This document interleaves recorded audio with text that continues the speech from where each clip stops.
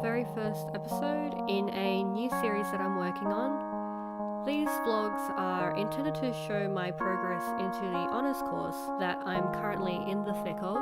At the time of recording this, I think we're approaching week 5, not including the readings that I had to do over this summer. In fact, while in Japan for my holiday, I brought along my free key texts and wrote out annotations for them. And the day after I arrived, that was the first official day of class. So right now, I'm just working on the first assignment, that is the Introduction and Literature Review on my thesis, which basically details, what the purpose of this research is, what are the questions, and how will I answer them. So I really hope that you enjoy these videos. I think it'll probably help me in terms of how to get my point across, because it does help verbalizing these ideas with other people, especially those who may or may not have an arts background. So yeah, sit back, relax, and enjoy.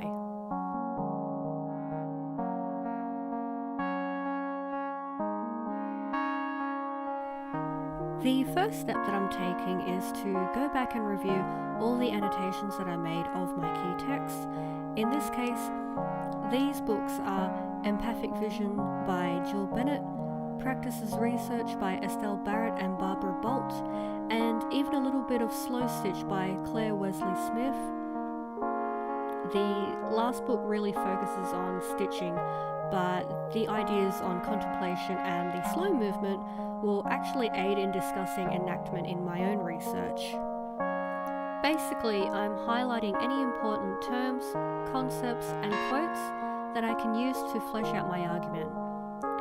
And from there, it's just a matter of trying to word the thesis introduction and make sure that it's not only easy to understand, but also interesting to the reader, and really piques their curiosity so that they can, hopefully, further read my findings.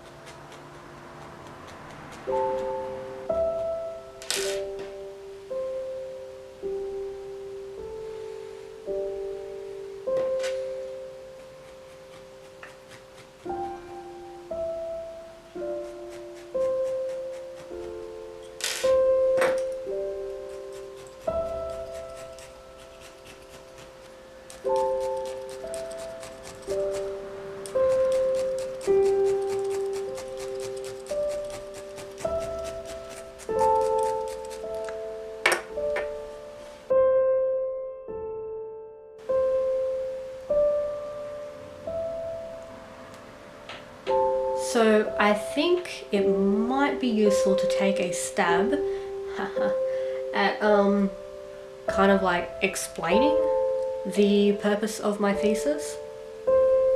Very basically, I just want to investigate the medium that I work most with, which is needle felting, and how it is a very appropriate medium to communicate themes that I am interested in, which are trauma, emotional release, and healing.